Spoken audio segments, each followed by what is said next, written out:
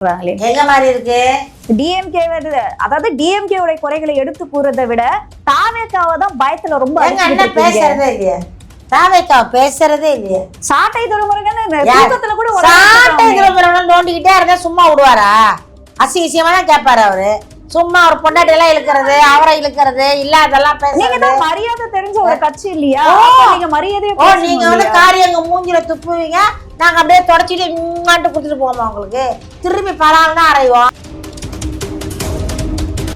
இலவச பஸ் அது பெண்களுக்கு இலவச பஸ் பெண்களுக்கு 1000 ரூபாய் பெண்களுக்கு இப்ப 2500 உயர்த்தி தரப்படும் அடுத்த எலெக்ஷன் இந்த வெற்றி பெற்றால் அடுத்தது வந்து சிலிண்டர் வந்து நான்லாம் வாங்குறதே கிடையாது வாங்கவும் மாட்டேன் சத்தியம் வேணா நான் ரேஷன் கார்டு ஒன்றா தர்றேன் செக் பண்ணிக்கங்க அப்படின்ற மாதிரி இப்ப நீங்களும் சொல்றீங்களே சீமா ரிசல்ட் ஏன் அவ்வளவு பதறீங்க வரட்டும் ரிசல்ட் வரட்டும் அதாவது ஒரு ஓட்டப்பந்தல ஓடிட்டு இருக்கோம் வெற்றி தோல்வி ரெண்டுமே வரும் வெற்றியை கண்டு ரொம்ப ஆடவும் கூடாது தோல்வியை கண்டு தூண்டும் போக கூடாது ரெண்டும் வரும் நாம் தமிழர் ஒரு 4 5 தான் எடுக்கும் அப்படின்னு சொல்றாங்க வேணாம் ஒரு சீட்டு வரலாம் கவலைப்படலன்ற நானு எனக்கு ஒரு சீட்டு வரலனாலும் நோ ப்ராப்ளம் கவலைப்படணும் மக்களுக்காக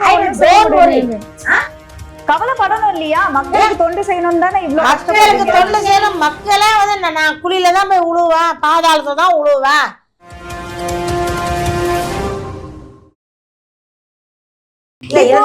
மேம் இப்ப இன்னொரு விஷயம் என்ன போயிட்டு இருக்கு அப்படின்னா இந்த நாம் தமிழர் கட்சி வந்து டிஎம்கேவை தான் எதிர்க்கணும் அதுதான் வந்து அவங்களோட கோலா இருக்கணுமே தவிர்த்து அடுத்து இருக்க கட்சிகளை நீங்க எதிர்த்து என்ன பண்ண போறீங்க ஏன்னா நீங்க டிஎம்கேவை வீழ்த்தி நீங்க வரணும்னு நினைக்கும் பொழுது அப்ப உங்களோட கோல் வந்து மாறி இருக்கு அப்படின்னு சொல்றாங்களே எங்க மாறி இருக்கு டிஎம்கேவை அதாவது டிஎம்கே உடைய குறைகளை எடுத்து கூறதை விட தாவேக்காவை தான் பயத்துல ரொம்ப பேசுறதே இல்லையா தாவேக்காவை பேசுறதே இல்லையா சாட்டை துறைமுருகன் கூட சாட்டை துறைமுருகன் நோண்டிக்கிட்டே இருந்தா சும்மா விடுவாரா அசிங்கமா தான் கேட்பாரு அவரு சும்மா ஒரு பொண்டாட்டி எல்லாம் இழுக்கிறது அவரை இழுக்கிறது இல்லாதெல்லாம் பேசுறது மரியாதை தெரிஞ்ச ஒரு கட்சி இல்லையா நீங்க மரியாதை நீங்க வந்து காரியங்க மூஞ்சில துப்புவீங்க நாங்க அப்படியே தொடச்சிட்டு இம்மாட்டு கொடுத்துட்டு போவோம் உங்களுக்கு திருப்பி பலால்னா அறைவோம் செருப்பை கழட்டி அடிப்போம் தான் அப்ப அவங்க என்ன பண்றாங்களோ அதே தான் நீங்களும் பண்றீங்க செஞ்சா திருப்பி செய்வோம் நாங்களாம் செய்யல நாங்க உங்களை அனாவசியம் பேசல இப்ப கூட வந்து நான் வருத்தம் தான் படுறேன் இந்த பெண்கள் இப்படி இருக்காங்களே நம்ம தமிழ்நாட்டுல இதை அவங்க வீட்டுல அவங்க அம்மா பார்த்தா எப்படி இருக்கும் அவங்க அப்பா பார்த்தா எப்படி இருக்கும் அவங்க அக்கா நேத்து பாருங்க ஒரு பொண்ணை நிச்சயம் பண்ணாங்களாம் நிச்சயம் டீல போட்டுச்சு நேத்து இந்த மாதிரி எந்த செய்திகளும் நாங்க பார்க்கலையே பாருங்க இதெல்லாம் நீங்க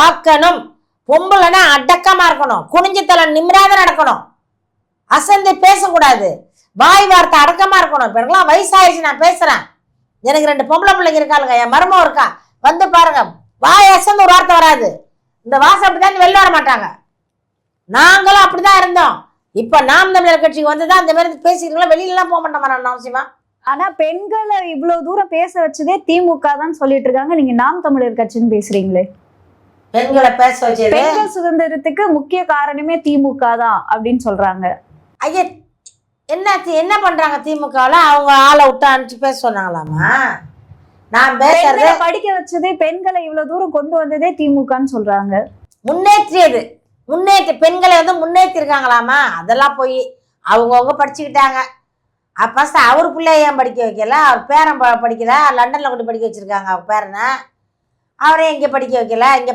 காலேஜே இல்லையா இங்க ஸ்கூல் இல்லையா அதெல்லாம் சும்மா சொல்றது பெண்களுக்கு முன்னுரிமை திமுக தானே கொடுத்துருக்கு என்ன கொடுக்குறாங்க மாசம் 1000 ரூபாய் கொடுக்குறாங்க இலவச பஸ் இலவச பஸ் அது பெண்களுக்கு இலவச பஸ் பெண்களுக்கு 1000 ரூபாய் பெண்களுக்கு இப்ப 2500 உயர்த்தி தரப்படும் அடுத்த எலெக்ஷன் இந்த வெற்றி பெற்றால் அடுத்தது வந்து சிலிண்டர் வந்து நான்லாம் வாங்குறதே கிடையாது வாங்கவும் மாட்டேன் சத்தியம் வேணா நான் ரேஷன் கார்டு ஒன்றா தர்றேன் செக் பண்ணிக்கங்க நான் வாங்கி தான் இங்கேயே எனக்கு செருப்பை கழட்டி அடிக்க நான் வாங்கிக்கிறேன் சரியா நிறைய பேர் வாங்க மாட்டாங்கம்மா இதோ பொதுவாக வந்து இலவசம் கொடுத்தா வாங்குவாங்க தானேம்மா வீடு தேடி வருது ஓட்டு போட்டிருக்காங்கல்ல இன்னைக்கு அவர் முதலமைச்சர் பதவியில் இருக்கிறதே மக்களோட ஓட்டில் தானே அவர் தானா முதலமைச்சர் ஆகிடலை மக்கள் ஓட்டு போட்டு முதலமைச்சர் ஆயிருக்காரு அப்போ அதுக்காக பதில் தர்றாரு அவர் அவ்வளோ அது வந்து அவங்க அப்பா ஓட்டு படத்து தரல அதுவும் மக்கள் நல்லதுக்காக தானே தர்றாரு செலவு பண்ணிட்டு கொள்ளையடிச்ச பணம் தானமா கொடுக்குறாங்க திருட்டு காசை கொஞ்சம் தர்றாங்க இப்போ உங்களுடைய அதாவது நம்ம கலை யதார்த்த ஒரு சூழல் வந்து பேசுவோம். இந்த 4 முனை போட்டியில உண்மையாவே வெற்றி வாய்ப்பு எந்த கட்சிக்கு இருக்குன்னு உங்களோட கணிப்பு சொல்லுங்களேன். என்னோட கணிப்பு வந்து நிறைய காசு கொடுத்தவங்க ஜெயிக்கிற வாய்ப்பு இருக்கு. நிறைய காசுனா நிறைய காசு 8000 2500 ஓட்டுக்கு 3000. இன்னும் வந்து ஒரு ஊர், அந்த ஊர் சொல்கிறேன் பாருங்க, ஒரு ஓட்டுக்கு வந்து 10,000 கொடுத்துருக்காங்க. அதிமுக போய் என்ன பண்ணுறது, 3000 4 பேருக்கு 12,000 கொடுத்துருக்கு. இதை வாங்கி உள்ளே வைக்கிறாங்க. பின்னாடியே திமுக போகுது 5000 20,000 கொடுத்துருக்கு. அப்புறம் மேப்படி என்ன பண்ணிருக்காரு ஒருத்தர், காசு ஒரு கிராம் காசு வேற கொடுத்துருக்காரு பெண்களுக்கு. 3 பெண் தான் போகும் காசு. ஒவ்வொரு கிராம் காசா? ஒரு கிராம் காசு. இப்போ மேம், இப்போ வந்து அதாவது முதல்வர் அவர்கள் கொடைக்கானல் போயிருக்காரு. ஸோ அவங்க வந்து வெற்றி வாய்ப்பு அவங்களுக்கு இருக்குன்னு உறுதியா தெரிஞ்சதுனாலதான் இந்த கருத்து கணிப்புகள்லாம் நாங்க நம்பல, நாங்க வந்து எங்களுக்காக மக்கள் தேர்வு, அதாவது கண்டிப்பா எங்களை தேர்வு செய்வாங்க அப்படின்னு சொல்லி கூலா அவங்க வந்து போய் ரெஸ்ட் எடுத்துக்கிட்டு இருக்காங்க. ஆனா ஜெயிக்கவே முடியாத ஆட்கள்லாம் தேவையில்லாம சண்டை போட்டுக்கிட்டு இருக்காங்க, நாங்க தான் அப்படின்ற மாதிரி. இப்ப நீங்களும் சொல்றீங்களே சீமான் ரிசல்ட் ஏன் அவ்வளவு பதறீங்க? வரட்டும், ரிசல்ட் வரட்டும். அதாவது ஒரு ஓட்டப்பந்தயத்துல ஓடிக்கிட்டு இருக்கோம், வெற்றியும் தோல்வி ரெண்டுமே வரும். வெற்றியை கண்டு ரொம்ப ஆடவும் கூடாது, தோல்வியை கண்டு தூண்டும் போகக்கூடாது, ரெண்டும் வரும். தோல்வி அடைஞ்சவனுக்கு தான் வெற்றியினுடைய அருமை தெரியும். பசியோட இருக்கிறவங்க தான் சாப்பாட்டோட அருமை தெரியும். சரியா? அப்படியே நடந்து வரும்போதே பாலும் பழமும் சாப்பிட்டு வர்றவனுக்கு மசுரை கூட தெரியாது பசியில் இருக்கணும் 3 நாளைக்கு. அப்போ அந்த கஞ்சியை பார்த்தா அவளா சாப்பிடுவான். அப்போ அடுத்த சோத்தை வீணாக்க மாட்டான். அதை போல் தோத்து ஜெயிக்கிறான் பாருங்க, அவனுக்கு தான் வெற்றி ரொம்ப பெருசாக இருக்கும். மகுடம் மாதிரி அது. நீங்கள் எடுத்தோன்னே வெற்றியை தோத்துட்டீங்கன்னா உடனே அரோகரா போகிறது, முட்டி போட்டு போகிறது, சர்ச்சில் முருகர்கிட்ட போய் வேலை தூக்குறது மட்டுமே அடைஞ்சிட்டு இருக்காருன்னா ஒரு பலவீனமா இருக்காருன்னு தான் அர்த்தம். தோல்வி அடைஞ்சாலும் அப்படியே பலமாயிட்டு இருக்கும். தோல்வி அடைஞ்சு கையெல்லாம் பார்த்தீங்களா, அப்படி பலமாக இருக்கிறோம் நாங்கள். ஏன்னா அவங்கள மாதிரி உள்ள கத்த மாட்டோம், ஏன்னா குதிகளை பண்ண மாட்டோம் நாங்கள். தோல்வி பரவாயில்ல, தோத்தாலும் பரவாயில்லை, ஆனால் எங்களுக்கு ஏறுமுகம் தானே. முதல்ல வந்து 2000 ஓட்டுன்னா 10,000 ஓட்டு, ஒரு 50,000 ஓட்டு, இப்படி வந்துச்சு 5 லட்சம் ஓட்டு, இப்படிதான் வாங்கிட்டு. ஆனா இப்போ இந்த முறை வந்து விஜய் அவர்கள் 13-20% எடுக்கிறதுக்கு வாய்ப்பு இருக்கு. நாம் தமிழர் ஒரு 4-5 தான் எடுக்கும் அப்படின்னு சொல்றாங்க. வேணாம், ஒரு சீட்டு வரலாம், கவலைப்படலன்ற நானு. எனக்கு ஒரு சீட்டு வரலனாலும் நோ ப்ராப்ளம். கவலைப்படணும், மக்களுக்காக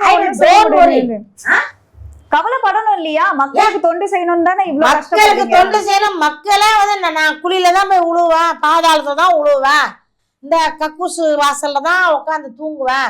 அப்படி தூங்குறவங்க நம்ம உசுப்பதான் முடியும், தூக்கி தோல்ல போட்டு கொண்டே விட முடியும்? உசுப்பலாம், அறிவுரை சொல்லலாம், நல்லா நடந்துங்க, பார்த்து போடுங்க, பாலியல் நடக்குது, சாராயம் குடிக்கிறான், கஞ்சா கூட நேற்று கஞ்சா கொண்டாந்துருக்கான் 200 கிலோ கொண்டாந்து பிடிப்பட்டிருக்கிற டீல்ஸில். விலை எல்லாம் நம்ம திமுக காரங்க தான்.